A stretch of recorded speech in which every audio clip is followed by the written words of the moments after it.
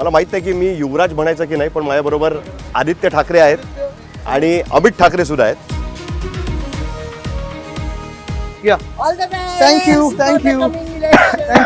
So much. मला हा main प्रश्न आहे की तुम्ही 20 वर्ष विचारलात की कधी येणार किंवा येणार का, आणि मग आल्यानंतर विचारताय का आलात.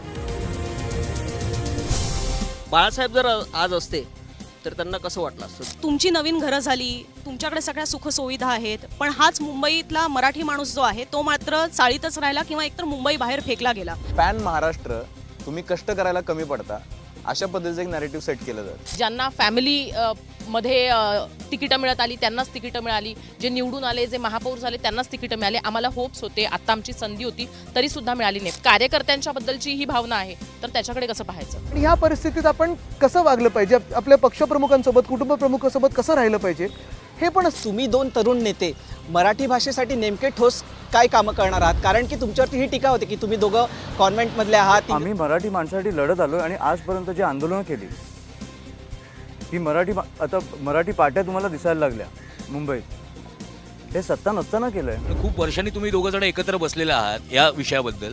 तुम्हाला दोघांना एकमेकांचे प्लस पॉईंट काय वाटले किंवा वैशिष्ट्य काय वाटली? आपल्या आजूबाजूला पण आधी अनेक आता अमराठी लोक असतील, त्यांच्यासाठी काय करणार आहात ते तुमचा काही प्लॅन ठरलेला आहे? ही मराठी भाषेची लढाई आहे की मराठी माणसाचं राजकीय वर्चस्व मुंबईमध्ये टिकावं ह्याच्यासाठीची लढाई आहे?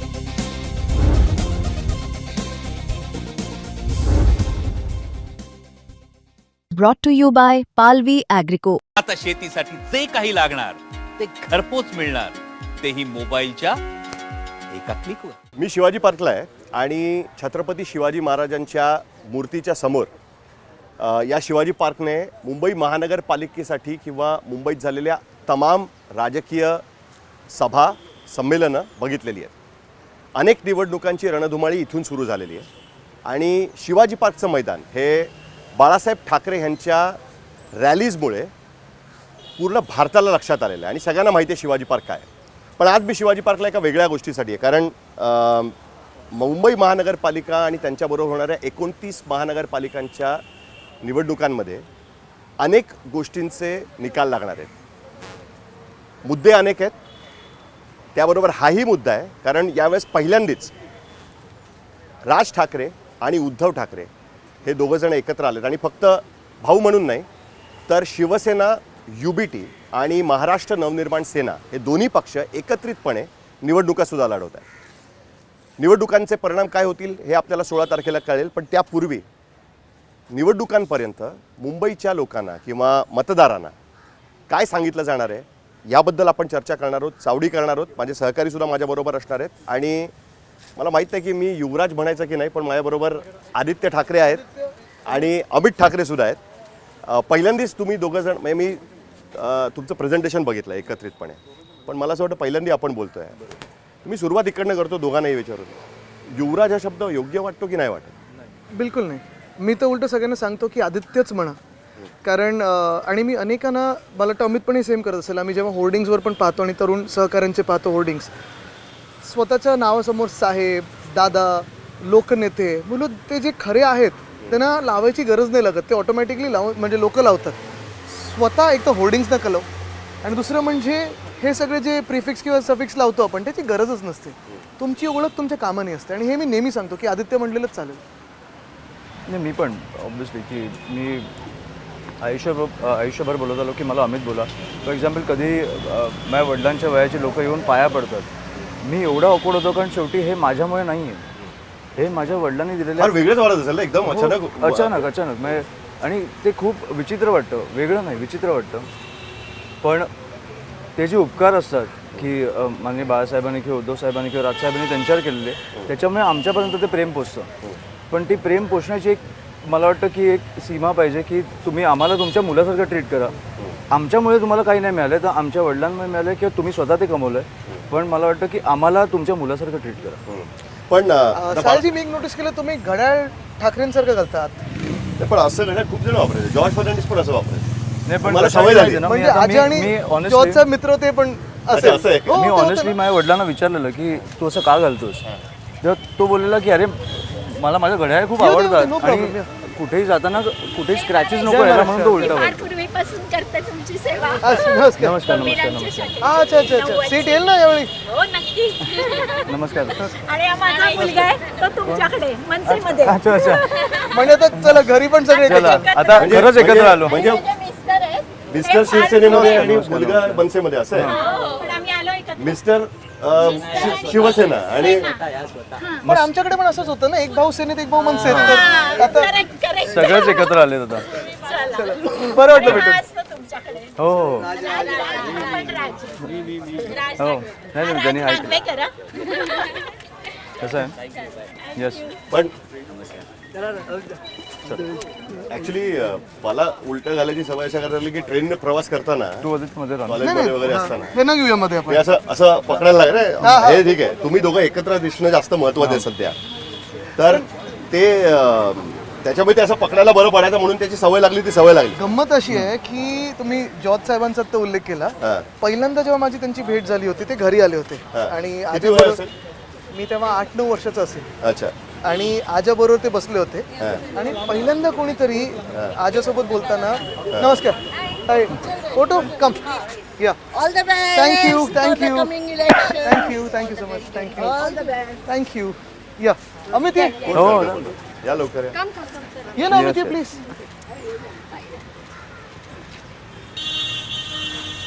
थँक्यू. थँक्यू थँक्यू थँक्यू या अमित ये हो आहे. Thank you thanks a lot thank you आपण इकडेच बसू. अमित ये हो आहे. फोटो पाहिजे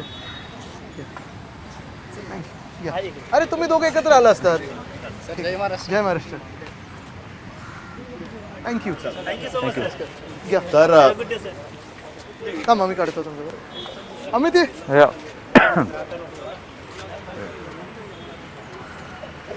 थँक्यू नाही चालू दे चालता चालता होत जाईल चालता होत जाईल. तर पहिल्यांदा ते बोलत होते आणि कॉन्व्हर्सेशन मध्ये ते चर्चा चाललेली आणि ते मैत्रीत but you know Bal but मी नंतर घरी गेलो म्हणजे वरती गेलो विचारलं अरे माहिती आज कोणीतरी आजाला भेटायला आलेलं आणि पहिल्या नावाने बोलत होतं असं कसं कारण साहेब वगैरे काय नाही. कधी आम्ही बघितलं होतं तर बाबा आजाकडे मला बाबरी नेलं आणि सगळे आजा मला सांगता अरे तो माझा जुना मित्र आहे वगैरे. तर पहिल्यांदा मी तसं पाहिलेलं पण मुंबई महानगरपालिका कधी कळली पहिली की मुंबई महानगरपालिका नावाची एक गोष्ट आहे, हे कधी कळलं पाहिजे? मला 2007ला 6ला जेव्हा झाली आणि 12ला पहिली निवडणूक जेव्हा मनसेने लढवली होती मनसेने लढवते. मला 2ला कारण अर्थात उद्धव वातावरण ठाकरेंच्या नेतृत्वाखाली पहिल्यांदी निवडणूक ते लढवली होतं गेली. आणि त्याहीपेक्षा मला वाटतं मी तेव्हा साधारणपणे 12 वर्षाचा होतो. प्रचाराच्या वेळी मी गाडीत बसून बाबासोबत जायचं आवड होती नेहमी. तर तेव्हा 3, 4, 5 सभा व्हायच्या. आता मुंबईच्या ट्रॅफिकमध्ये सभा होती 2.5 सभा होतात. 2 सभा प्रॉपर होऊ शकतात, तिसरी सभा थोडी मिळते. आणि त्या कॉर्नर सभा तर होतच नाही आता. आता होतच नाही. पण त्यावेळी मला आठवतं मला शिवसेनेचे 105 की 107 आलेले. भाजप 15 ते 20 मध्ये होती. पण तेव्हा मला आठवतं तेव्हाचे जे नेते होते भाजपच्या सोबत मग राजपुरोजी असतील, प्रकाश मेहताजी असतील, विनोद तावडे विनोद तावडेजी होते, हे सगळे आमच्या सोबत यायचे. मुंडे काका असायचेच. मुंडे काका 12च्या पण निवडणुकीत आम्ही सगळे अर्थात मी थोडं रोड शो करायचो तेव्हा मी स्टेजवर जायलाच थोडं मागे असायचो पण रोड शो बिडशोमध्ये असायचो. तर ह्या सगळ्या आठवणी तर 2002ची आठवते, 7ची आठवते, ते सगळं 7ची सभा 7ची निवडणूक तुम्हाला दोघांनाही आठवते आणि त्यावेळेस 7पासून राजकारण करायला लागलं. राजकारण ती करायला. निवडणूक नाही आठवत मला 12ची आठवते. 12ची आठवते. 12ची 9पासून मला निवडणूक करायला लागली. 12ची निवडणूक एकमेकांच्या विरुद्ध कशी बघितली आहे तुम्ही? ठीक आहे. तर बघा प्रत्येकाचं वेगळं वेगळं ते एक पासिंग फेज असते. अर्थात तेव्हा नाही, मी पण तुम्हाला सांगू मला का पण सर, मी सांगू honestly बोलतो आमच्या आदित्य, दोघांचं पण घरी की मला वाटत नाही की आम्ही- एकामेकांवर टीका आम्ही कधी हो मला वाटतं की भाऊ म्हणून आम्ही एकमेकांना नेहमीच मी लहानपणापासून ह्याच्या घरी वाढलो. हो कला मी पहिलं बोललो ना मी बॅटमॅनची फिल्म पहिली ह्याच्या घरी बघितली. अच्छा त्याच्यानंतर जे झालं हां ते मी माझ्या वडिलांना बघितलं. ते काय झालं असेल ना आत्ता 25ला आम्ही आमचं सगळं बॅगेज सोडून आलो आणि मराठी माणसासाठी आलो आहे. आणि आता ते पण तुम्ही विचाराल की 15 वर्षांनी किंवा 20 वर्षांनी 20 वर्षांनी का आला तर मला असं वाटतं हा प्रश्न तुम्ही पत्रकारांना विचारला पाहिजे. कारण 9ला त्यांनी आम्हाला प्रश्न विचारला तुम्ही कधी एकत्र येणार. 12ला विचारलं तुम्ही कधी एकत्र येणार. नाही सगळ्यांनी 12ला विचारलं कधी एकत्र येणार. 17ला कधी विचारलं येणार का असं विचारलं येणार का. का ठीक आहे येणार का. 17ला विचारलात 19ला विचारलात मग त्याच्यानंतर आता 25ला आल्यानंतर तुम्ही विचारता की का आलात. अच्छा अमित, गंमत माहितीये का, जेव्हा मी शोवर जायचो ना हा. तेव्हा मला मनसेबद्दल विचारायचे हो. आणि काका किंवा तू असेल तेव्हा सेनेबद्दल एक्झॅक्टली.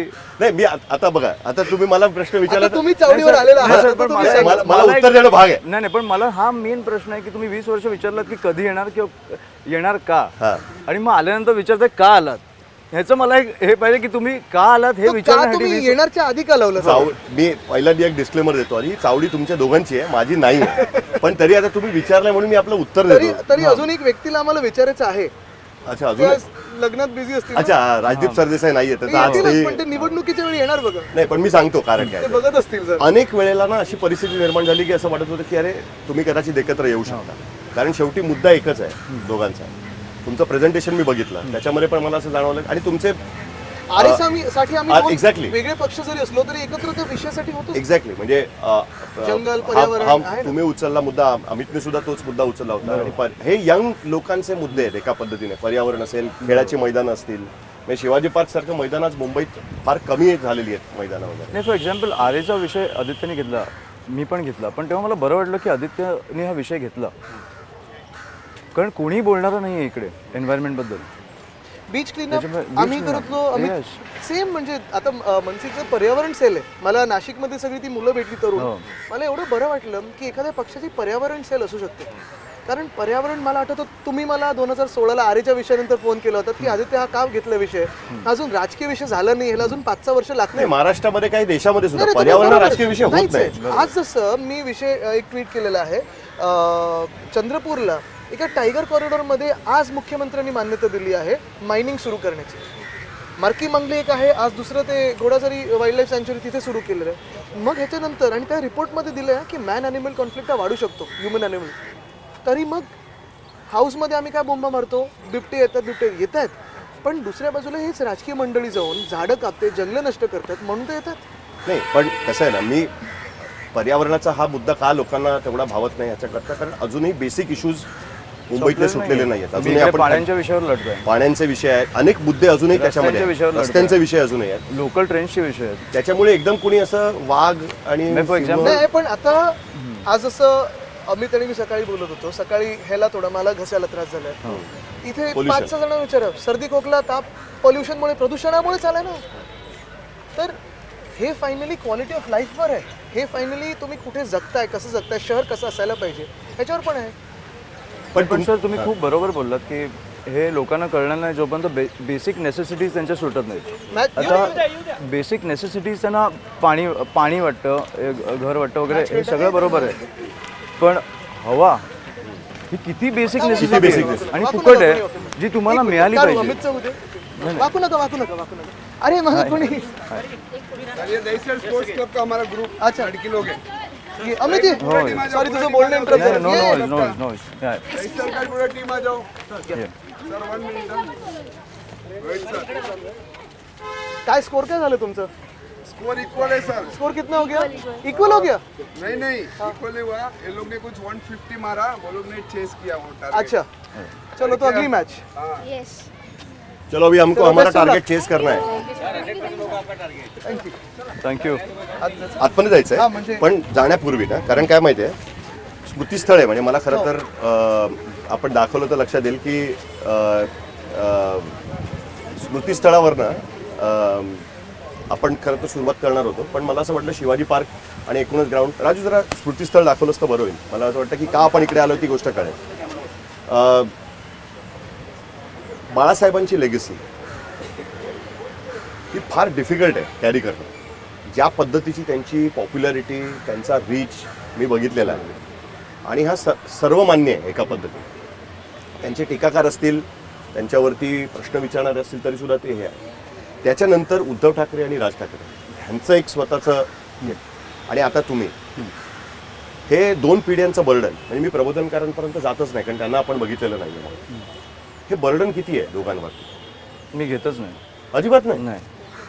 कम्पॅरिझन होत असेल ना, मग फाटून मी घरीच बसेन. असं मी कम्पेअर स्वतःहून मनात करायला लागलो तर मी करतच नाही. फॉर एक्झाम्पल मी सभा पण कधी घेत असेन किंवा इंटरव्ह्यूज कधी बोलत असेन, मी तुम्हाला बोललोय तसं मी राजसाहेबांचे राजकारणात याच्या आधी खूप इंटरव्ह्यूज बघायचो.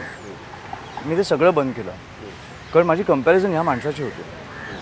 सो मी डोक्यात आणतच नाही की आता मी आहे, मी स्वतःहून मी इंडिव्हिज्युअल एक व्यक्ती आहे, मी जे बोलीन ते बोलीन. आणि तुम्ही माननीय बाळासाहेबांचं बोलला, असे खूप कमी व्यक्ती आहेत जे म्हणजे असे अनेक व्यक्ती आहेत जे तुम्हाला जिवंत असताना त्यांची व्हॅल्यू कळत नाही आणि मग वारल्यानंतर तुम्हाला असं वाटतं की काय मोठा व्यक्ती गेला यार. असे खूप कमी व्यक्ती आहेत जे तुम्हाला वाटतं की जिवंत असताना पण काय मोठा व्यक्ती आहे यार. मी ते गेले तेव्हा मी होतो इकडे आणि वारल्यानंतर पण इतके वर्ष बाळासाहेबांच्या सभा वरतून बघितलं. हो, कृष्णकुंजवरनं नाही, मी ॲक्च्युली बऱ्याचदा इकडनं पण बघितलं.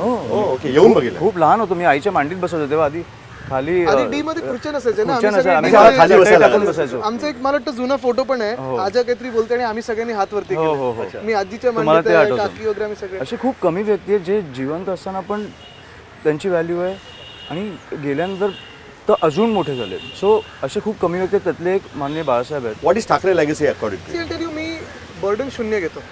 कारण बर्डन जर तुम्हाला वाटत असेल कुठच्याही लेगसीचं तर तुम्ही त्याच्यात कामच नाही केलं पाहिजे. तुम्ही ते जे एक लेगसी आहे ती एन्जॉय केली पाहिजे. एन्जॉय इन अ वे की इन अ गुड सेन्स की तुम्हाला ठीक आहे हे एवढं करून ठेवलेलं आहे ते तुम्हाला पुढे न्यायचं आहे. किती लोकांना असं मिळतं की तुम्हाला एवढं सगळं करून ठेवलं ते पुढे न्यायचं एक काम आहे. बरं, दुसरं म्हणजे तुम्ही पणजोबांचा उल्लेख केला, त्यांचं त्यावेळीचं सामाजिक काम. आता आजाच्याच खोलीत मी रवी म्हात्रे वाचत असायचं, आजा ऐकत असायचं, तेव्हा मी त्यांची जीवनगाथा ऐकलेली आहे. 2-3दा आम्ही ते ऐकलेले आहे पाठोपाठ. तर ते असेल किंवा आमचं जे कंपॅरिझन होतं, मला वाटतं आमच्यासारखं भाग्य नाही दुसऱ्या कोणाचं की आमचं कंपॅरिझन उद्धव साहेबांबरोबर किंवा राज साहेबांबरोबर. Is it fair to have that comparison? That is nature. काय फेअर आहे That's a जगात part of nature. आणि कशाला आपण याच्यावर विचार करायचा? दुसऱ्या किती लोकांचं कंपॅरिझन यांच्याबरोबर होतं. म्हणजे इट इज अन ॲडव्हान्टेज आम्हाला. तरी आम्ही विचार करतो की चला आपलं कंपॅरिझन जरी होतं तरी ह्या 3 पिढ्यांबरोबर आमचं कंपॅरिझन होतं. The other thing is of course what is very important is me प्रत्येक जनरेशनमध्ये पाहिलं, म्हणजे पणजोबांचं असेल, आजाची विचारधारा असेल, माझ्या वडिलांची विचारधारा असेल, काकांची विचारधारा असेल आणि मग आम्ही जे पुढे नेतो. राईट, एक मी जे आजाकडून नेहमी शिकतो ते हे पाहिलेलं आहे की कधी एका काळात पक्ष रिजिड नाही करून ठेवला, एका विचारधारेत पक्ष अडकून नाही ठेवला. दशकाप्रमाणे जी काही त्या काळाची गरज होती ते विषय तसे घेत राहिले. मग ते मराठी माणसाचं असेल, हिंदुत्वाचं असेल, मुंबईचं असेल, शेतकऱ्यांचा विषय असेल, त्या काळाची जी गरज असेल. कारण राजकीय पक्षाला त्या काळालाच रिफ्लेक्ट करायला लागतं. तुम्ही खूप मागेही राहून चालत नाही, खूप जास्ती पुढेही राहून चालत नाही. ते एक थ्रेड कॉमन असतो आणि तो थ्रेड कॉमन घेऊन तुम्ही त्या थ्रेडला किती पुढे नेऊ शकता, अजून दुसरा कुठचा थ्रेड जोडू शकता, ते महत्त्वाचं आहे. हा प्रश्न तुम्हाला दोघांना विचारला जाऊ शकतो की मराठी माणसाच्या नावाने 2 पक्ष तयार झाले. आता मी शिंदेकडे जातच नाही, पण 2 पक्ष जाऊच असे नका. 2 पक्ष असे आहेत की जे मराठी माणूस पण जाणार मला गुवाहाटीला जायला मराठी माणसाच्या म्हणजे शिवसेना आणि मनसे हे दोन्ही पक्ष असे आहेत, तरीसुद्धा आज इतक्या वर्षानंतर पुन्हा अस्तित्वाची लढाई करावी लागते या पिढीत आल्यानंतर सुद्धा. साहिलजी मला सांगा, 12 वर्ष मोदी साहेब ही अस्तित्वाची लढाई करायला लागली कारण आम्ही वेगळे होतो. नाही, आणि 12 वर्ष आता एकत्र आल्यामुळे मला वाटतं की अख्खं मुंबई आणि अख्खं महाराष्ट्र एकवटलं. तुम्ही वेगळे होतात म्हणून अस्तित्वाची लढाई करायला लागली मराठी माणसाला, कारण मराठी माणूस पण स्प्लिट झाला. बघा, 12 वर्ष मोदी साहेब प्रधानमंत्री, 12 वर्ष केंद्रात बहुमताचं सरकार जवळपास आहेच भाजपचं, 10 वर्ष भाजपचं इथं राज्यात आहे, तरी हिंदू खत्रीमध्ये बोलतात. आम्ही तर सत्तेत नसताना जे भाजप अन्याय करते महाराष्ट्रावर, उद्योगधंदे इथून नेण्याचं किंवा जागा इथून बळकावून त्यांच्या बिल्डरच्या घशात घालण्याचं, ते असलं तरी तुम्हाला साधे हाऊसिंग सोसायटीमध्ये तुम्ही मराठी आहेत म्हणून घर न मिळण्याचं, हा जो अन्याय आहे ना, ह्याच्या विरुद्ध हा लढा आहे.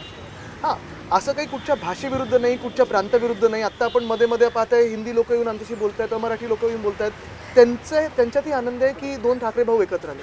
पण जी अस्तित्वाची लढाई आहे ती एवढ्यासाठीच आहे कारण आपली मुंबई आपल्या हातातून खेचली जाते. आणि आपण म्हणजे नुसतं राजकीय पक्ष नाही. मी मगाशी पण एका ठिकाणी बोललो, मनसे 20 वर्ष वेगळी होती, आम्ही 20 वर्ष वेगळे होतो. पक्ष फुटलेत, काही लोक निघून गेले, काही लोक नवीन आलेत. आमचा लढा आम्ही देत राहिलो असतो ना. दोघांनी ऑफर आहेत भाजपकडून की सोबत या, असं करू तसं करू, हे पण होऊ शकलं असतं. पण काही गोष्टी या नॉन निगोशिएबल आहेत. अदानीच्या घशात मुंबई घालणं हे होऊच नाही शकत. बुलेट ट्रेनची जागा, किती लोक इथून मराठी माणसं जाणार आहेत गुजरातला आणि काम करून येणार आहेत. हे राज ठाकरे आधी बोलले होते. हो, पण आम्ही पण त्याच वेळी बोललेलो. म्हणून हे तुम्ही बोलताना की दोघांचं हे सत्तेसाठी एकत्र आलेत का, बिलकुल नाही. अनेक विषय असे, जसं राजसाहेब त्यावेळी हा विषय घेत होते, सेम विषय आहे ना.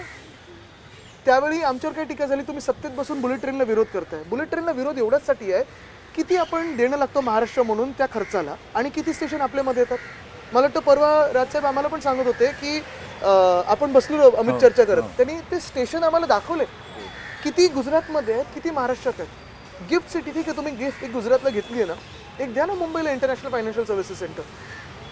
जगातून येतात, IFSC मध्ये मराठी होणार आहे का नाही? नाही होणार आहे ना, मग द्या ना आम्हाला एक द्या, बेंगलुरूला एक द्या, चेन्नईला एक द्या, कोलकाताला एक द्या, लखनौला एक घ्या. पण तुमचे अनेक गुजराती समाजातले मित्र पण असतील आहेत, चुकीचं काय? ते कसं बघतात या गोष्टी? ते पण मुंबई प्रेमी आहेत ना. आय एम शुअर अमित, तुझे पण असतील अनेक मित्र असतील. अनेक आहेत, पण अनेक ते- मुस्लिम ते मित्र कसं आहेत. बघतात? अनेक मुस्लिम मित्र आहेत, अनेक गुजराती मित्र आहेत. ते या पण गोष्टी राजसाहेब आम्ही जेव्हा बोलतो ना तेव्हा हेच बोलतो की तुम्ही आता बघा की मराठी मुसलमान जिकडे राहतो तिकडे कधीच दंगली होत नाहीत, कारण तो ह्या मराठी माणसाला मानणार आहे आणि इतके वर्ष इकडे राहणार आहे, मराठी बोलणार आहे. किंवा गुजराती तुम्ही बघाल, मराठी स्पीकिंग गुजराती असतील किंवा इन जनरल मराठी माणसाला घेऊन चालणारे गुजराती असतील, असे अनेक आहेत. इकडे कधीच मराठी आणि गुजराती वादविवाद होत तुमची नाही. गुजराती माणसाच्या विरुद्ध लढाई नाही. सर मी तुम्हाला तेच सांगतो, एकच मिनिट, मी तुम्हाला तेच सांगतो की तुमच्या घरावर नाही, तुमच्या दाराकडे नाही पोचू शकत. तुम्हाला आम्ही येऊन नाही सांगू शकत की इकडे तुम्ही आज फिश नाही खायचं या बिल्डिंगमध्ये. किंवा इंडिया पाकिस्तान जिंकल्यावर जेव्हा पाकिस्तानच्या जेव्हा मुस्लिम लोकांची जी रॅली निघते त्याची मला चिड येते. हे आपल्याच देशात घडतं, हे तुम्ही पाकिस्तानमध्ये करून दाखवा की इंडिया जिंकल्यावर आपल्या भारताची रॅली करून दाखवा. अमित साटम खुश होतात. आता बाकी कोण नाही खुश. एक्झॅक्टली अमित साटम आता पाकिस्तानच्या जर्नलिस्ट दाखले देतात. सो मला आता इंडिया बहुतेक वेळेला जिंकते, पण पाकिस्तान जिंकल्यावर जी रॅली निघते ना त्यांचे झेंडे घेऊन, त्याचा मला राग येतो. पण साहिल तिथे मला सांगतो, हा लढा हा हिंदू मुस्लिमचा नाहीच आहे. हा लढा परत भाषेचा नाही. आता तुम्ही हे अमितला किंवा मला हिंदीमध्ये प्रश्न विचारा, मुंबई तक आज तक तुम्ही परवा तर बोलवलंच आहे. कुठचाही धर्म, प्रांत, भाषा ह्याच्या विरुद्ध नाही आहे. हा लढा जो आपल्यावर अन्याय होत चाललेला आहे. अदानीसारखे अमितचे किंवा माझे मित्र कोण खातात का जमिनी? बरं, अदानींची पण वैयक्तिक वाद नाहीच आहे. त्यांचं एअरपोर्ट बनतं आहे, त्यांचं आमच्याच मागे 10 BKC ते बनलेलं आहे, अनेक गोष्टी बनलेल्या आहेत. पण मुंबई लुटून तुम्हाला मुंबईत व्यवसाय करायचा, धंदा करायचा ना, या आमचा टॅक्स भरा, रितसर जे काही आमच्या मुंबईला देणं लागतं ते द्या आणि चांगल्या ह्यानी व्यवसाय करा ना. ठीक, माझी टीम बसली आहे. त्यातल्या बऱ्याच जणांना तुम्ही ओळखता. मुंबई तकची चावडी आपण करणार आहोत. या, मला असं वाटतं की इकडे तिथे जाऊन येऊ एकदम. हो, येस, बूट काढून तिथेच जायला. अमित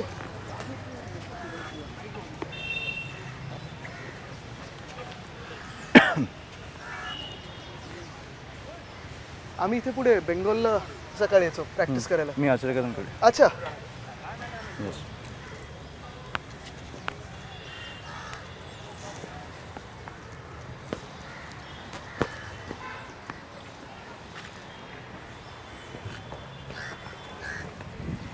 एक झाड योगायोगाने आजीनी लावलेलं. काय बोलतो? चाफ्याचं. एक आजानी एक आजीनी.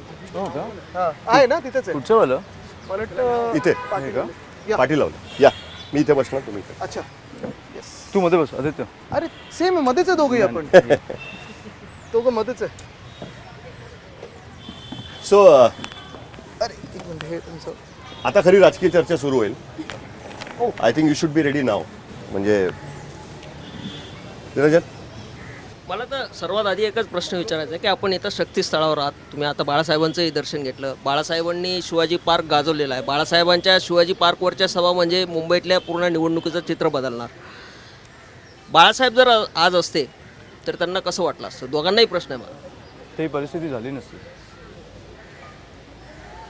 आनंद तर झालाच असता, कारण नाही आपली परिस्थिती नाही, मी बोलतो शिंदेची परिस्थिती हे होऊच नाही शकत. नाही ते तर आहे, पण आनंद दोन्ही भाऊ एकत्र येण्याचा हा त्यांना झालाच असता ना. कारण फायनली आपण पाहिलं असेल शेवटच्या काही दिवसांमध्ये पण आम्ही जेव्हा सोबत असायचो तो आनंद होताच त्यांना. पण त्याचं क्रेडिट फडणवीसांना जात आहे तुम्ही एकत्र येण्याचं. सगळं क्रेडिट घेऊ शकतात, घेऊन टाका क्रेडिट. पूर्ण एक क्रेडिट कार्डच त्यांचं. त्यांना तो सार्कॅझम कळला नसेल, पण का जात आहे? कारण तुम्ही 1ली ते 5वी हिंदी कशाला इंट्रोड्यूस तुम्ही आमच्यावर कशाला लादत होता? 5वी नंतर हिंदी आहेच ना भाषा.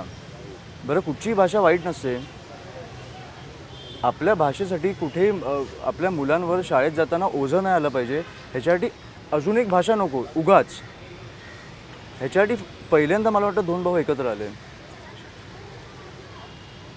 खरं तर माझा मुलगा आहे, तो शाळेत जाईल असं नाही होऊ शकत ना. तुम्ही 4-4 भाषा 5-5 भाषा इंट्रोड्यूस करताय कारण तुम्हाला ती भाषा लादायची आहे. मराठी ही भाषा शिकवलीच पाहिजे ना आपण आपल्या शाळेत, प्रत्येकाला जो महाराष्ट्रात येतोय. आणि का नाही? सगळ्यांना हात करा. शाळा आहे कुठची तरी.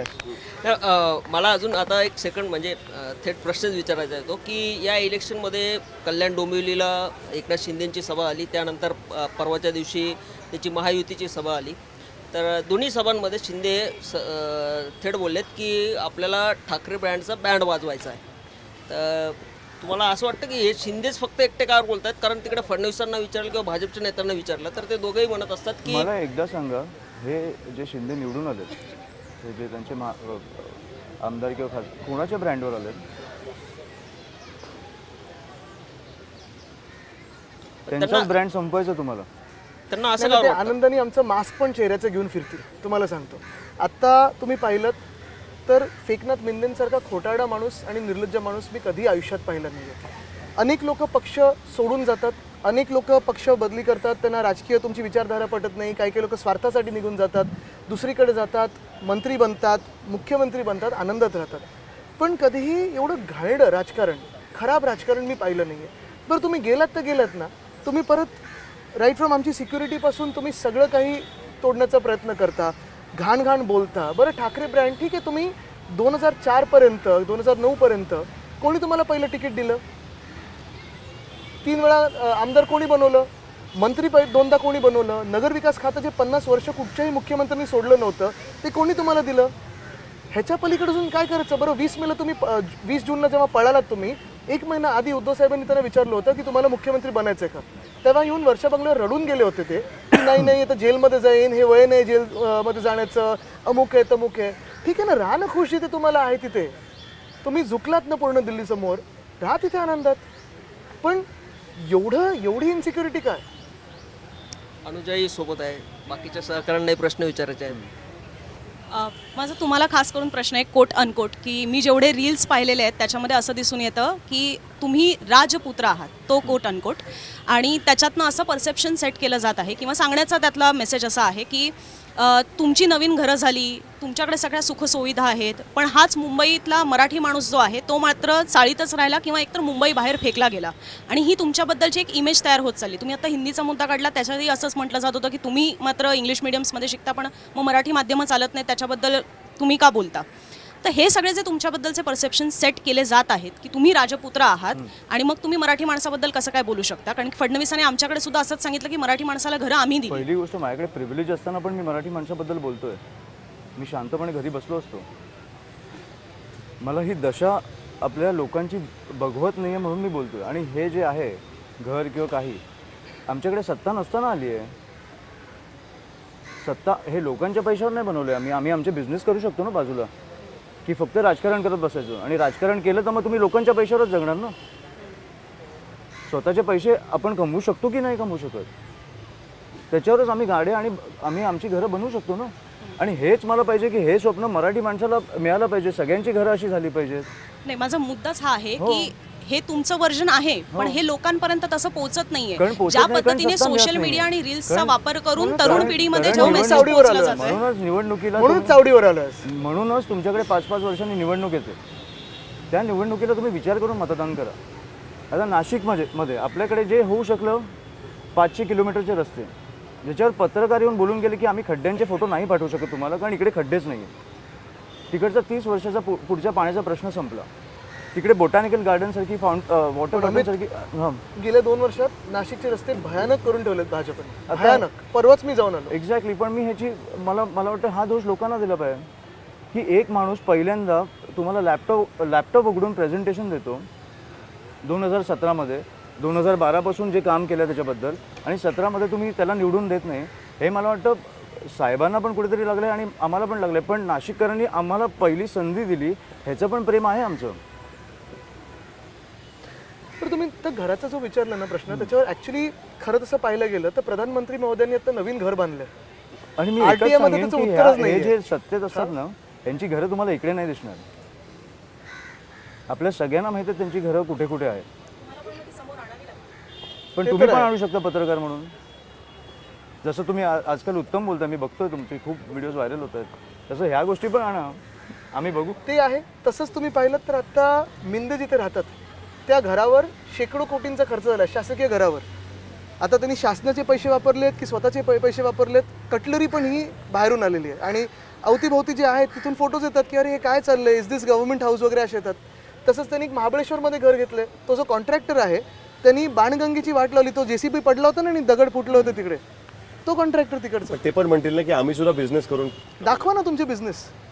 आम्ही आमचे business दाखवू. ऐका साहिलजी, बिझनेस म्हणजे 20 वर्ष किंवा 40 वर्ष आणि दुसऱ्या बाजूला तुम्ही एका बाजूला ॲफिडेव्हिट तुमचं आत्ता दिसतं, 3 तुमचे ॲफिडेव्हिट काढा आणि एवढं गाव तुम्हाला आलं आता जिथे 2 हेलिपॅड झाले. त्या गावात रस्ता नाही आहे पण गाव कसं शोधलं मग तुम्ही? तर हा एक विषय. बरं, परवा ड्रग्सचा जो एक विषय सुषमाताईंनी घेतलेला आहे तो पण आहेच ना, त्याचं उत्तर कुठे दिलं मिंदेंनी? मला असं वाटतं की ज्या वेळेपासून पक्ष फुटला तेव्हापासून एक नॅरेटिव्ह सातत्यानं समोर येतं, ते म्हणजे की ठाकरे बंधू त्यांच्याकडे करिश्मा आहे पण ते 24/7 पॉलिटिक्स का करत नाहीत. ज्या पद्धतीनं फडणवीस, एकनाथ शिंदे, अजित पवार महाराष्ट्रभरात दौरे करत असतात, अगदी नगर परिषदेच्या इलेक्शनमध्ये पण आपण बघितलं आणि त्याला नॅरेटिव्ह काउंटर नॅरेटिव्ह तुमचं असं होतं की असं कुठं मुख्यमंत्री प्रचार करतात बघा. पण महाराष्ट्रभर पॅन महाराष्ट्र तुम्ही कष्ट करायला कमी पडता अशा पद्धतीचं एक नॅरेटिव्ह सेट केलं जातं. बघा 24/7 पॉलिटिक्स म्हणजे नेमकं काय?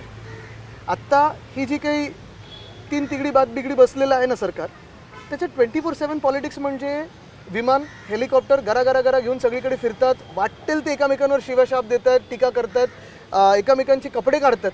कोण 70,000 कोटीचा घोटाळा काढतं, कोण जमिनीचा घोटाळा काढतं, कोण फडणवीस साहेबांच्या आजूबाजूला कोण बसलंय, कोण गुंडांचा पक्ष वगैरे. हे सगळं झाल्यानंतर एवढं सगळं गरा फिरून आज महाराष्ट्राचे हाल काय तो? आणि चला आम्ही 24 तास पॉलिटिक्स नसेल करत, पण तुम्ही हा विचार करू शकता का की आज जे फडणवीस साहेब बसलेत मुख्यमंत्री म्हणून किंवा मिंदे त्यांच्या बाजूला बसलेत किंवा दादा बसलेत, ह्यामधून कोणी मुख्यमंत्रीचं कोविडच्या काळी असतं किंवा त्याच्या आधी किंवा नंतर असतं, किती वाट महाराष्ट्राची लागली असती? योगी आदित्यनाथचं जसं झालं तिथे UP-मध्ये योगीजींचं, तसं महाराष्ट्राचे हाल झाले असते. ते पण ना काय 3 तास झोपतात, 4 तास झोपतात. कधी कधी असं वाटतं अरे प्लीज झोपा, आराम करा, म्हणजे पुढची पॉलिसी तरी नीट होईल. ते म्हणतात ना की म्हणजे तुम्ही वारंवार ऐकलं असेल की तुम्ही म्हणजे ठाकरे बंधू घरातून बाहेर पडत नाहीत, ते मुंबईतून बाहेर पडून प्रचार करत नाहीत किंवा जात नाहीत. तर हा पण प्रचार काम करायला प्रत्येक वेळी असं चावडीवर बसायला नाही लागत. तुम्हाला काम कामाच्या वेळी करायला लागतं आणि कधी कधी तुम्हाला नॉर्मल आयुष्य काय आहे हे ठरवायला लागतं ना.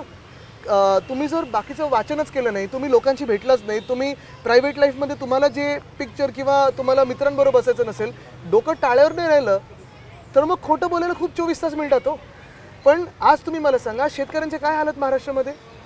चला 1 मिनटं आपण पकडून चालूया की उद्धव साहेब 24 तास राजकारण नाही करत, पण कुठचीही निवडणूक समोर नसताना त्यांनी कर्जमुक्ती करून दाखवली की नव्हती? महाराष्ट्रात कदाचित एकमेव कर्जमुक्ती असेल जी खरोखर शेतकऱ्यांपर्यंत पोहोचली. कोविडचं जीव वाचून दाखवले होते की नव्हते दाखवले? मुंबईचं जे आम्ही नुसतं विजन नाही तर ज्या काही गोष्टी करत होतो, कोस्टल रोड करून दाखवलंच ना आम्ही. आणि ह्याच पलीकडे हे 24 तास जे राजकारण करणारे लोक आहेत, एकमेकांवर शिवी देणारे लोक आहेत, पक्ष पडणारे लोक आहेत, त्यांनी असं काय केलं ते दाखवा. माझा एक छोटा प्रश्न आहे की तुमचा मुख्य शत्रू कोण आहे? एकनाथ शिंदे आहेत की भाजप आहे? मुख्य शत्रू कोण? आज मुंबईवर आणि महाराष्ट्राची उद्भवलेली परिस्थिती आहे ती आहे. कारण आम्ही सगळे, मग चेहरे असतील किंवा पक्ष असतील, हे सगळे ट्रान्झिएंट असतं. परिस्थिती जी आलेली आज मुंबईवर किंवा महाराष्ट्रावर एकंदर आपण पाहतोय, चला सामाजिक परिस्थिती एक वेगळी, म्हणजे आपण मराठी माणूस किंवा धर्म वगैरे हा 1 मिनिटं बाजूला ठेवूया. 1 मिनिटं आपण पकडून चालू की सगळं काही नीट आहे. एक तरी तुम्ही मला फुटपाथ दाखवाल जो नीट आहे, एक तरी बसस्टॉप दाखवाल जो होर्डिंगसारखा घाणेरडा नाही केलेला आहे, एक तरी बस वेळेवर येते का, एक तरी रस्ता नीट आहे का, पाणी नीट स्वच्छ येतं आहे का, घरांची परिस्थिती तुम्ही पाहताय. BDD जी आम्ही सुरू केली आणि काम आपल्याला पहिल्या टप्प्याचं दिसतंय, पण बाकीचा जो मेंटेनन्स आहे ते नीट आहे का? मुख्यमंत्री म्हणतात की BDD चाळीचं त्यांनी PM साहेबांनी कैलाश पर्वत केलं, मुख्यमंत्र्यांनी अरविंद सी केलं. तर आम्ही खूप छोटी कामं केली, जाऊ दे, त्याच्यावर आपण जाऊया नको.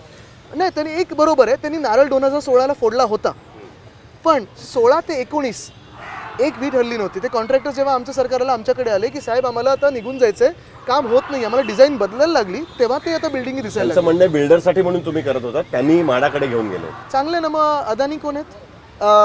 कांजूरमागची जागा कोणाच्या घशात टाकलेली आहे? एस्टेटच्या प्रॉपर्टीज कुठच्या बिल्डर मित्राला जातात? कुठचा बिल्डर आम्ही आणलाय? बरं, जे बिल्डर ज्यांना पाहिजे होते ती एक व्यक्ती जी आधी काँग्रेसमध्ये होती ती मिंदेंकडे गेलेली आहे. ते परत घसा फोडून बोलतील, मला त्याच्यावर बोलायचं नाही जास्ती. पण सॉरी, मुद्दा सांगण्याचा हा आहे की आज पण तुम्ही मला मुंबईत सांगा ना, पोलीस ज्या परिस्थितीत राहतात, सगळं पोलिसांचं बळ आमच्या विरुद्ध वापरलं जातं. लाठीचार्जपासून केसेस टाकण्यापर्यंत काय परिस्थितीत राहतात पोलीस. 650 कोटी आम्ही तरतूद केली होती अर्थसंकल्पामध्ये.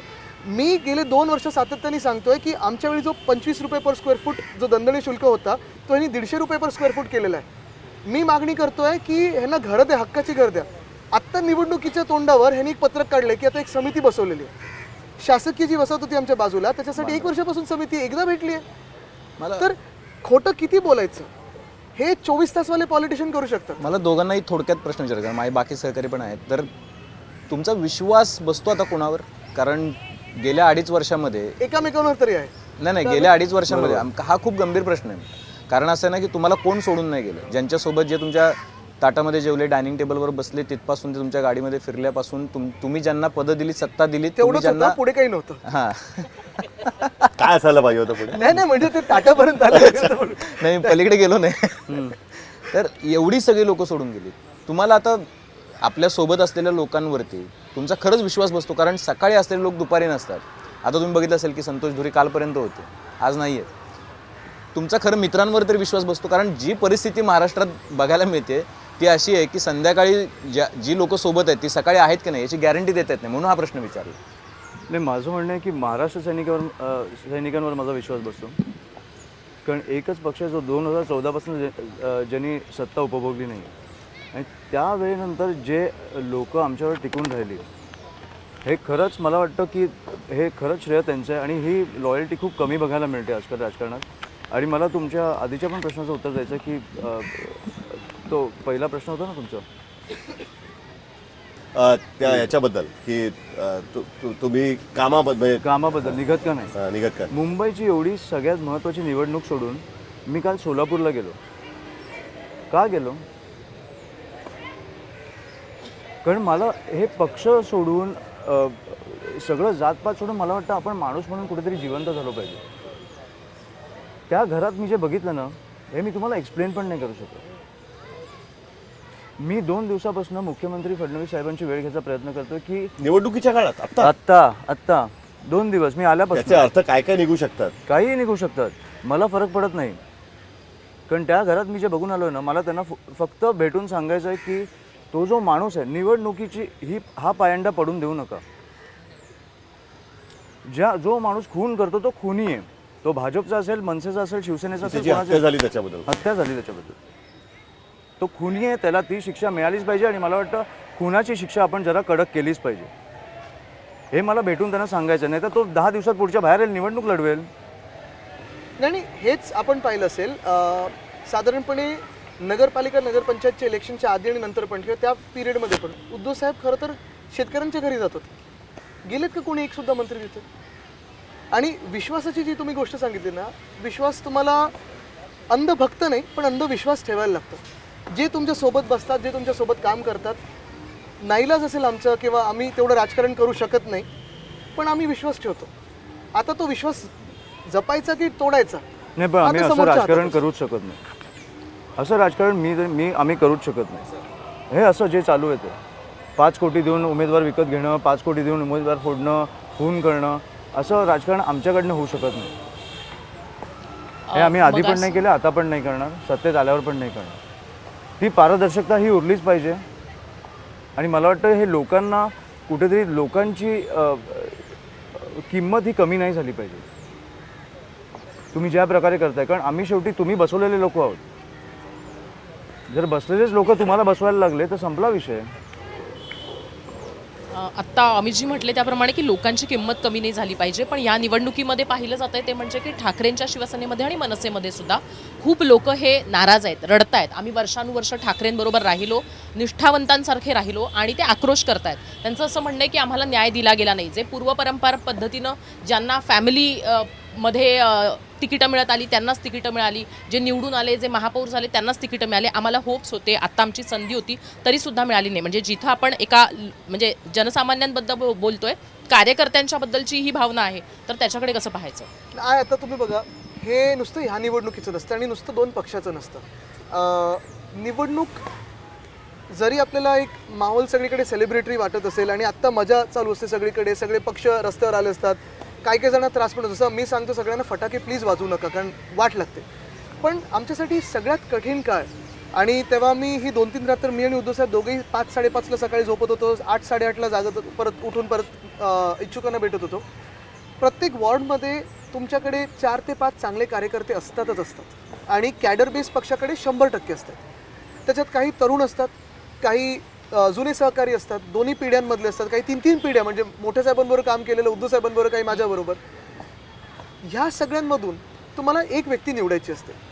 बरं, काही काही ठिकाणी रिझर्वेशनमुळे ती सीट त्या व्यक्तीला मिळू शकत नाही, काही काही ठिकाणी ओपन होऊन युतीमध्ये कोणातरी जाते, किंवा तुम्हाला दुसऱ्या व्यक्तीला द्यायचं असतं. तर ही सगळी समीकरणं जिंकण्याची बसूनच आपण ते तिकीट देत असतो, कारण शेवटी पक्ष जिंकला तर सगळे जिंकतात. आमच्यासाठी सगळ्यात कठीण काळ, सगळ्यात डिप्रेसिंग काळ हा ते 2-3 दिवस असतात, कारण त्या मिनिटाला तिकीट वाटपाचा, कारण त्या मिनिटाला काय असतं की एक व्यक्ती 4मधून खुश असते आणि सगळे त्यांचे बाहेर फॉलोअर्स असतात. तेवढेच 4 लोक तुमच्या नाराज होतात. काही आत्तापर्यंत जे तुमचे असतात, जीव द्यायला तयार असतात तुमच्यासाठी, ते तुमचे नसतात. मग पुढच्या मिनिटाला ते निघून जातात. मग नारेबाजी सुरू होते, काही शिविशाप वगैरे. ठीक आहे, हे राजकारण तुम्ही पब्लिक लाईफमध्ये आल्यानंतर तुम्हाला हे सहन करायला लागतं.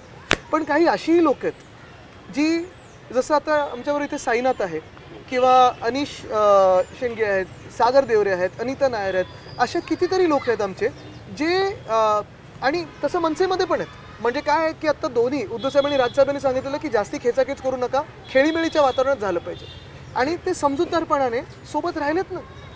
म्हणजे त्यांना महाराष्ट्राची परिस्थिती माहिती आहे काय, आता मुंबईची परिस्थिती माहिती आहे काय, आणि ह्या परिस्थितीत आपण कसं वागलं पाहिजे, आपल्या पक्षप्रमुखांसोबत, कुटुंब प्रमुखांसोबत कसं राहिलं पाहिजे, हे पण असतं. नाराजी असते आणि ती आम्हाला ती सहन करायला लागते थोडी. अर्थात त्यांना पुढे कसं न्यायचं ते आमच्यावर जबाबदारी असते, ती जबाबदारी पूर्ण आमची असते. आणि मला वाटतं हे नैसर्गिक आहे. तसं पण दुसऱ्या बाजूला भाजप एकमेव पक्ष आहे. मी खरोखर नेहमी हे संघाचं आणि भाजपाच्या कार्यकर्त्यांचं कौतुक करतो. 20 वर्ष 25 वर्ष आयुष्यावर पाणी टाकून ते काम करतात, दिवसरात्र मेहनत करतात. जसं भाजपनी आमच्यासोबत असताना राष्ट्रवादीच्या विरुद्ध किंवा दादांच्या विरुद्ध आंदोलनं केली, भ्रष्ट लोकांच्या विरुद्ध आंदोलनं केली. आता त्याच लोकांना भाजपने डोकर बसवलं आणि ह्यांची सगळ्यांची तिकीटं कापली. हा खऱ्या अन्याय आहे. आम्ही तसं नाही केलं. सर, मराठीच्या विषयावरती शिवसेना आणि मनसे ह्या एकमेव मुद्द्यावरती तुम्ही एकत्र आलात. नाही, अनेक मुद्दे 15 मुद्दे आम्ही त्या दिवशीच दाखवले. प्रमुख पुढच्या मुद्दा दिवशी उद्धव साहेबांनी राजसाहेबांनी वचननामा आणला. प्रमुख मुद्दा हा मराठीचा होता, कारण की त्याच्यापुढे, महाराष्ट्रापुढे, मराठीपुढे आम्ही झुकणार नाही असं राजसाहेब म्हणाले होते.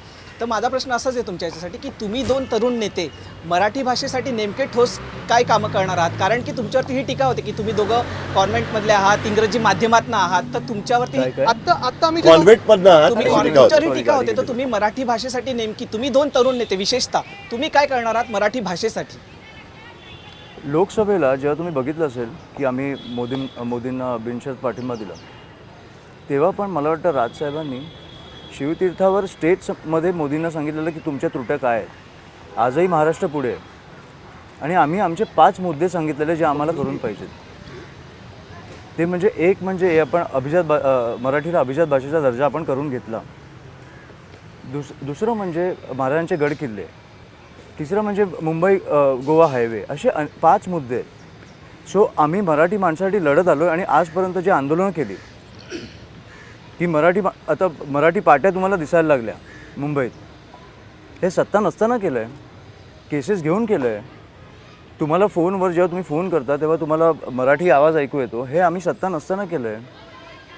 तुम्ही आज मुंबईमध्ये 5 ठिकाणांहून फुकट टोल नाका मुफ्त तुम्ही येऊ शकता. हे कोणामुळे झालं आहे? आमच्यामुळेच झालं आहे ना. ही मी त्याच्यामध्ये ह्याच्या पुढे अजूनही करत बसू.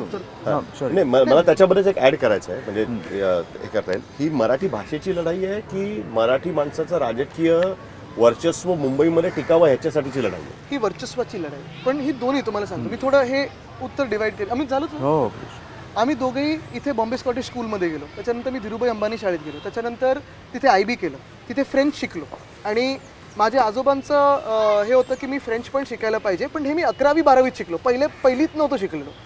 त्याच्यानंतर मी झेवियर्सला हिस्ट्री केलं, KCला लॉ केलं. मध्यंतरीच्या काळात मी आत्ता एक्झिक्युटिव्ह एज्युकेशनमध्ये हार्वर्ड केनेडी स्कूलला पण गव्हर्नन्स वगैरे थोडा अभ्यास करून आलो, आणि नंतर पण मी जाणार आहे. मला मास्टर्स किंवा हे सगळं एक्झिक्युटिव्ह एज्युकेशनमध्ये आवड आहे, कारण तुम्ही जगाच्या लोकांबरोबर इंटरॅक्ट करता, जगात वेगळ्या वेगळ्या लोकांबरोबर, तिथे काय चाललं आहे, वेगळ्या देशांमध्ये, वेगळ्या भाषांमध्ये, वेगळ्या समाजांमध्ये. हे सगळं इंटरॅक्शन खूप गरजेचं आहे. पण हे होत असताना आम्ही आमच्यासाठी हे सीमित नाही ठेवलं.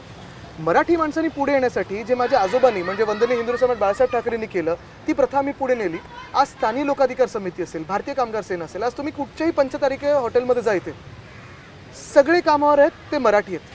क्वचित पण जे 1-2 अमराठी असतील ते पण मराठी चांगलं बोलणारे आहेत आणि आपल्या युनियनमधले आहेत. सगळीकडे शिवसेनेची युनियन आहे, हॉस्पिटल्समध्ये असेल शिवसेना किंवा मनसेची युनियन आहे. नोकरी किंवा उद्योगधंदा हा स्थापन करण्यात जे एक मोठं योगदान आहे ते आमचं आहे.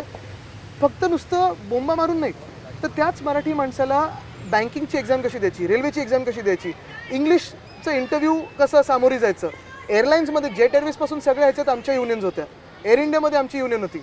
स्थानिक लोकाधिकार समितीमधून बँकांची युनियन ही शिवसेनेची होती, भूमिपुत्रांची आहे. पण ते उत्तम इंग्लिश पण बोलतात, हिंदी पण बोलतात आणि मराठी मातृभाषा आहेच. पुढे जात असताना 2 गोष्टी मला वाटतं प्रामुख्याने मुंबईमध्ये करणं गरजेचं आहे. पहिली गोष्ट म्हणजे घरांची. जेव्हा आपण साधारणपणे पाहतो तर शासकीय कर्मचारी, पोलीस कर्मचारी, महापालिकेचे कर्मचारी असतील, BSTचे कर्मचारी असतील, 90% हे मराठी लोक आहेत. त्याच्यात 30-30 वर्ष सेवा ह्या लोकांनी ह्याच्यात केलेली आणि मुंबईची असेल, महाराष्ट्राची असेल केलेली. ह्या लोकांना जर आपण पाहिलं तर गेले 2-2.5 वर्षामध्ये जेव्हा जेव्हा ते सरकारकडे गेलेले आहेत तेव्हा त्यांनी सांगितलं नाही तुम्हाला मी घरं देऊ पण मुंबईच्या बाहेर देऊ. का गेले पाहिजेत मुंबईच्या बाहेर? सेवा करून घेताना, लाठीचार्ज करून घेताना मुंबईमध्येच करता ना तुम्ही. आमचं म्हणणं हे आहे की BMCच्या ज्या एस्टेट प्रॉपर्टीज आहेत, परत आम्ही हवेत बोलत नाहीत, मॅपिंग केले मुंबईमध्ये कुठे आहेत, किती हजार प्रॉपर्टीज आहेत, तिथे परवडणारी घरं आणि खरी परवडणारी घरं, हवेतली परवडणारी नाही, खरी परवडणारी घरं या सगळ्या कर्मचाऱ्यांना हक्काची करून देऊ, गिरणी कामगारांसाठी आणि मराठी माणसासाठी करून देऊ. दुसरी गोष्ट म्हणजे मराठी माणूस ज्या महानगरपालिकेच्या शाळेमध्ये जातो 2011 पासून tabs, digitisation, virtual classroom, astronomy clubs, wild life club, sports, gender equality हे सगळं आम्ही आणलं. कदाचित एकमेव उदाहरण असेल जगातलं, नुसतं देशातलं नाही, की आपल्या SSCच्या शाळेमध्ये CBSE आलं, ICSE आलं, IB आलं, IGCSE आलं आणि मराठी अनिवार्य आम्ही केलं होतं, ह्या सरकारने स्थगिती दिली. मराठी रंगभूमीचं दालन आम्ही मरीन ड्राईव्हला करत होतो, ह्या सरकारने रोखलेलं आहे. मराठी भाषा भवन आम्ही मरीन ड्राईव्हला करत होतो, ह्या सरकारने स्थगिती दिलेली आहे. मी आता तुझं माझं ह्याच्यात जाणार नाही किंवा आम्ही तुम्ही मध्ये जाणार नाही, पण हे आमचा ठोस कार्यक्रम आहे, तो आम्ही करणार. हेच पोचवण्यात Sorry, कमी अजून एक हा ते बघा घड्याळ दाखवत. ओ तुकारी घड्याळ नाही, आधी कुठे आहे? नाही घड्याळ दाखवत. माझा प्रश्न दोघांना एक लास्ट BST जो आपला सामान्य मराठी माणूस वापरतो आणि सगळे वापरतात. मुंबई जर पुढे न्यायची असेल आणि आर्थिक राजधानी म्हणून ठेवायची असेल तर आपल्याला मुंबईचं जे पब्लिक ट्रान्सपोर्ट आहे ते सुधारणं गरजेचं आहे. मेट्रो अजूनही परवडणारी नाही आहे आणि फुटफॉल त्याचा वाढलेला नाही. तुम्ही पहिल्याच दिवशी मेट्रोमध्ये खूप खोटं ऐकून आलेला, सॉरी त्याच्याबद्दल. मेट्रोची गरज नाही असं वाटतं? नाही, मेट्रोची गरज आहे पण एका वेगळ्या इकॉनॉमिक क्लाससाठी. मेट्रोची गरज आहेच, पण मला एकच मिनिट, मेट्रो किती फुटफॉल नाही किती पैशात झाली? 15,000 कोटी. जास्त 53-54 कोटी. आणि आज आपण लोकल ट्रेन्सना दरवाजे नाही लावू शकलो. तेच मी म्हणतो, आता मेट्रोमध्ये किती लोक जातात? नाही 14 लोक ऑन एन ॲव्हरेज पडून मरतात लोकल ट्रेनमधनं, कारण दरवाजे नाही आहेत. दररोज 65 लाख लोक मेट्रो ट्रेन आपल्या ट्रेन्स वापरतात, रेग्युलर ट्रेन्स लोकल. जेव्हा आम्ही रायडरशिप वरती आणलेली 35 लाख केलेली तेव्हा आम्ही बसेस वाढवल्या होत्या आणि भाडं कमी केली होती. हे त्यांनी सगळं मारून टाकले. सिटी फ्लो वगैरेला प्रायव्हेटायझेशनमध्ये दिले. कशासाठी? प्रश्न दोघांना आहे. त्या दिवशी सेना भवनात बोलताना तुमच्या दोघांचं अंडरस्टँडिंग दिसत होतं, ते आत्ताही दिसतंय की आणि पुढे पण असणार, पुढे पण असेल.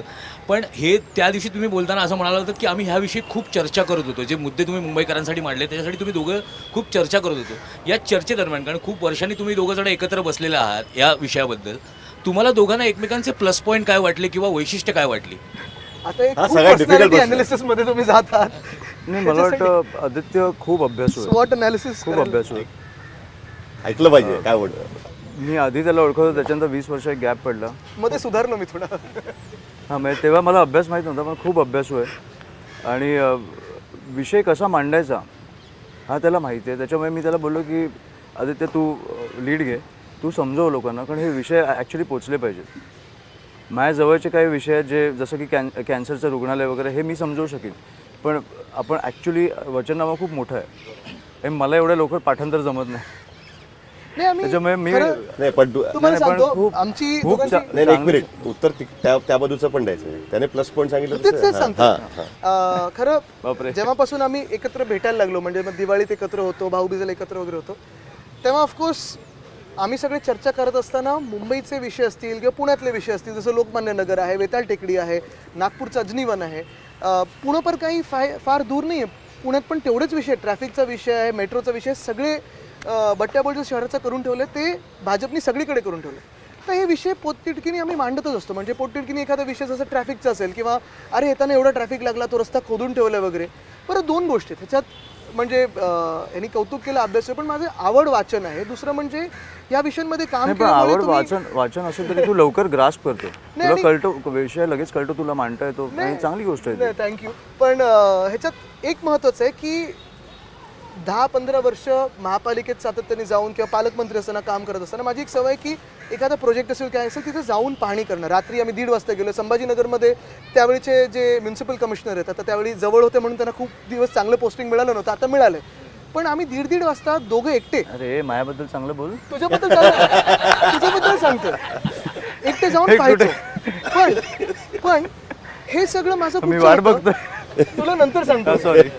हे सगळं आमचं कुठचं व्हायचं? हे एक अकॅडमिक बँडमध्ये येतं, राईट? अकॅडमिक बँडमध्ये आपण एका विषयात बोलत असतो, पण दुसऱ्या बाजूला जेव्हा अमित सोबत, बघा ऐक आता, ऐक ना, येस, अमित सोबत बसल्यानंतर जेव्हा त्याचे जे काही विषय त्यांनी मांडले होते, जसं कॅन्सरचं हॉस्पिटल असेल किंवा पाळणाघर, 2-3दा मी म्हणलं अरे अमित, पाळणाघर खरंच आपल्याला. तर अमित बोललं आदित्य तुझं लग्न झालं आणि मुलं झाली ना तर तुला कळेल पाळणाघर किती महत्वाचं आहे. तर बोललो ओके गिव्हन. त्याने पण लग्नाचा विषय काढला. अरे यार तुम्ही आता एक रील व्हायरल केलं, जरा थांबा ना. पहिलं लगीन कोंडाण्याचं, मग आपल्या रायबाचं. पण अमितचा एक प्रॅक्टिकल सेन्स विषय ग्रास्प करण्याचा, म्हणजे हे विषय सामान्य नागरिकांसाठी खरोखर अडथळा बनून उभं राहू शकतात किंवा काय.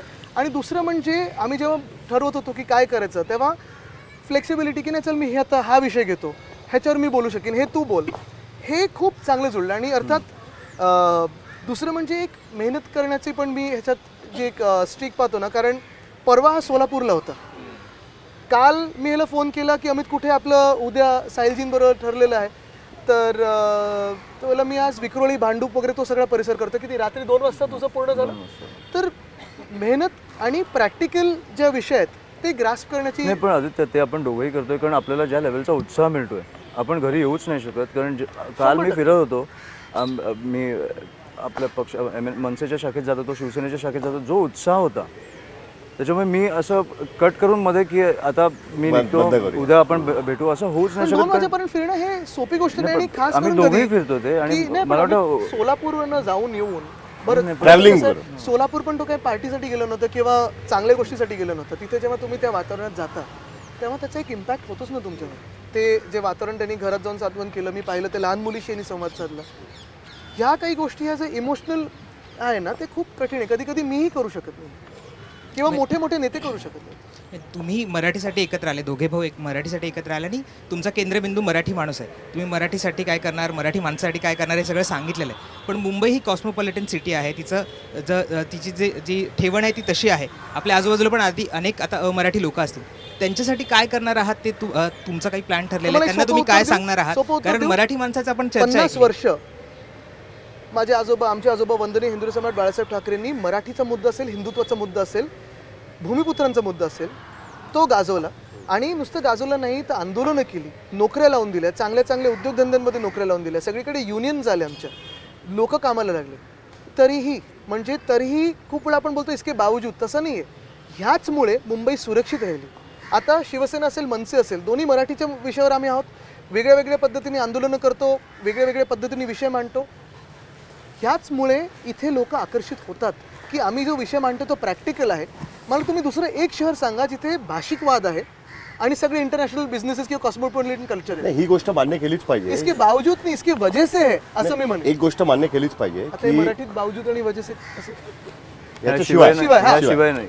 नाही, पण शिवाय पण थोडं वेगळं अर्थ होतं. नाही, एक गोष्ट मान्य केलीच पाहिजे की पूर्ण भारतामध्ये जी मेगा सिटीज आहे, दिल्ली, मुंबई, कलकत्ता आणि बँगलोर, चेन्नई, कुठल्याही शहरामध्ये तिकडच्या स्थानिक भाषिक जे लोक आहेत ते फक्त 40, त्याच्या पलीकडे 60% लोक हे ती भाषा न बोलणारे लोक आहेत बेसिकली. असं कुठल्याच शहरामध्ये आपल्याला आढळून येत नाही. म्हणजे ती गोष्ट आहेच. मला असं वाटतं की बरेच प्रश्न आपले झालेले आहेत आणि मलाही जायचं आहे, तुम्हालाही जायचं आहे, तुम्हाला प्रचार करायचा आहे. जास्त मला तुम्हाला थांबवायचं नाही आहे. पण एक मला फक्त विचारायचं आहे, व्हॉट्सअप ग्रुप तयार केला तुम्ही आता परिवाराचा व्हॉट्सअप ग्रुप? नाही मला- फॅमिली नाही पण आम्ही एकमेकांना मधून मधून असं memes काय- पाठवत असतो. आम्ही दररोज बोलतो. मी आता काल फॉर सॉरी एक्झाम्पल एक कौतुक अमितचं केलं, पण एक वीक पॉईंट जो मला Weak मितालीकडून कळलेला आहे तो हा आहे की अमित सोशल मीडियावर खूप लेट, मी React करतो. व्हॉट्सअप खूप लेट पाहतो, मी फोन खूप लेट पाहतो, पण सोशल मीडिया फास्ट पाहतो. अमितचं आता मितालीने टेक ओव्हर केलं. मी ते त्या दिवशीच सांगितलं प्लीज घ्यायचं सोशल मीडिया आणि कोलॅब पोस्ट जेव्हा वीक पॉईंट पाठवतो पटकन तेव्हा सांगूनच सांग आता अमित, वीक पॉईंट सांगून. आता वीक पॉईंट काढला तर यू ऑल्सो शूड. नाही, मला वीक पॉईंट आतापर्यंत हा काय मितालीकडून आलाय, मी नाही शोधलंय. बरोबर ना? आता ते त्याच्यासाठी मिताली असायला लागते. आता उत्तर नाही देऊ शकणार आहोत. त्याच्यासाठी मिताली असायला लागते. मला अजून पण मी तुम्हाला टाळी देतो पण मी ऑनेस्टली आम्ही एकत्र आल्यावर ना आम्ही राजकारण हे च्या पलीकडे. आहेच. पण आम्ही परिवार म्हणून ज्या प्रकारे एकत्र आलो ना, फॉर एक्झाम्पल हा घरी येतो, कियान बरोबर खेळतो, मुफासा बरोबर खेळतो, मिताली बरोबर ज्या प्रकारे आम्ही बोलतो, मी तेजस बरोबर कधीच आम्ही स्कॉटिशमध्ये एज गॅप असल्यामुळे आमचं बोलणं एवढं व्हायचं नाही. पण आता तेजस पण काय हुशार मुलगा आहे आणि काय पॅशनेट मुलगा आहे. बरं गंमत आम्हाला अशी प्राण्यांच्या कळली की तेजस आणि उर्वशी दोघंही लाजतात आणि दोघंही जास्ती दोघे- राजकीय याच्यात नसतात. हो, फार कमी बोलतात, फार कमी बोलतात. पण त्याच्यावर. तेजस तरी फिरतोय ना आता थोडं आता फिरतोय. एक शेवटचं मला फक्त विचारायचं आहे, शिवसेना जी वाढली ती स्थानिय लोकाधिकार समितीमुळे वाढली. तुम्हाला दोघांना असं वाटतं का की आत्ताच्या कॉन्टेक्स्टमध्ये पुन्हा एकदा एक स्थानिय लोकाधिकार समितीसारखी चळवळ सुरू झाली पाहिजे की ज्याच्यातनं ह्या अलायन्सला पुढे घेऊन जात आहे? कारण आता निवडणुका होतील त्या होतील, बघा, पण जर स्थानिक तुम्ही लॉंग लोकाधिकार टर्म म्हणत समिती- असाल तर त्या नाही, दृष्टीने BKS आणि स्थानिक लोकाधिकार समिती जवळपास तसं स्ट्रक्चर सिमिलर आहे. आता स्थानिक लोकाधिकार समितीचे अनिल देसाईजी आता खासदार आहेत. अर्थात त्यांचे अनेक लोक निवडणूक यंत्रणेत खूप ॲक्टिव्हली एक अभ्यासपूर्वक ते निरीक्षण सांगत असतात. उद्धव साहेबांनी आणि मला अनेकदा सर्वेज वगैरे पण करतात हे आणि इन हाऊस चालतं. त्यांच्याकडून शिकण्यासारखं खूप आहे. पण जेव्हा आमचे इंटरॅक्शन्स होतात, एकतर आता बँकांचं किंवा ह्या सगळ्या जे हे सेक्टर्स आहेत स्थानिक लोकाधिकार समितीचे, त्यांचं रिक्रुटमेंट किती होतं हा एक तो एक प्रश्न मुद्दा आहे. आहेच. दुसरं फिक्स्ड टर्म एम्प्लॉयमेंट आली आहे किंवा कॉन्ट्रॅक्ट लेबर जास्ती वाढलेलं आहे. तिसरं आपण पाहतोय की मी त्यांच्याशी जेव्हा आता संवाद साधत होतो की आता न्यू एज जॉब्स जे आहेत, म्हणजे आता मंत्री जसं बोलतात ना AIB आहेत तेवढंच नाही, पण न्यू एज जॉब्स जे आहेत त्या दिशेने कसं जाऊ सर्व्हिस शकतो सेक्टर आणि बाकी ते आपण त्याच्यावर विचार करणं गरजेचं आहे. अपेक्षा हीच आहे की तुम्ही नवीन पिढीतले आहात, तुम्हाला तरुण मुलांची मनं कळतात अशी आपण अपेक्षा धरूया. आणि एक मोठं राजकीय करिअर तुमच्या समोर आहे. ते एका निवडणुकीपुरतं असेल असं मला वाटत नाही, अनेक निवडणुका व्हायच्या आहेत. पण मुंबई महानगरपालिका निवडणुकीच्या निमित्ताने का होईना किंवा महानगरपालिका निवडणुकीच्या निमित्ताने का होईना तुम्ही एकत्र आलात आणि दिलखुलास बोललात. म्हणजे मला असं वाटतं की हा एक सगळ्यात मोठा फरक जाणवतो की या दोन ठाकरेंची बोलताना कोणालाच दडपण जाणवत नाही. जे दडपणाचा पण एक इतिहास आहे ठाकरे कुटुंब आणि त्यांच्याशी पण मला बोलताना. वाटतं तुम्ही माझ्या आजोबांसोबत पण गप्पा हो मारल्या. केलं तेव्हा पण तरी सुद्धा म्हणजे डिस्पाईट दॅट त्याचं मराठी ट्रान्सलेशन करून घ्या. तरी सुद्धा या दोन ठाकरेंशी बोलताना ते दडपण जाणवलं नाही. तुम्ही आज खरोखरच वेळ काढून आलात आणि आमच्या सगळ्यांच्या प्रश्नांना उत्तर दिली, त्याच्याबद्दल तुमचे मनापासून आभार आणि ऑल द बेस्ट. थँक्यू. ही तुमच्या दोघांची एकत्र पहिली निवडणूक आहे. हो. वेगळ्या आणि पहिला निवडणुका होऊन इंटरव्ह्यू पण गेल्या. एकत्र आहे आपलं. बरोबर. हा पहिला इंटरव्ह्यू पण एकत्र आहे. तो कसा त्याच्यामुळे प्रश्न नाही आला पण पुढला वेगवेगळ्या निवडणुका होऊन गेल्या. तो मगाशी विचारला मी. अच्छा, तो मगाशी विचारला. आठवण काढली तर परत जायचं असेल तर आपण तुमचा लाईव्ह शो निघून जाईल, मला काही प्रॉब्लेम नाही. एक्झॅक्टली. आम्ही ठरवत होतो की कसं लेट यायचं म्हणजे हे लगेच निघतील. हे प्रश्न पण तरी खरोखरच मनापासून धन्यवाद. थँक्यू. फार कमी दिवस उरलेत प्रचारामध्ये, तुम्हाला आम्ही बघूच आणि निवडणुकीनंतरही मला असं वाटतं आपली ही भेट होत राहावी नक्की. अशी इच्छा. विजयाची भेट होईलच. आणि तुम्ही इथून निघत असताना वसईकरचं भजीपाव खूप चांगलं असतो तर ते घेऊन जा. All the best. Thank you. Thank you. Thank you.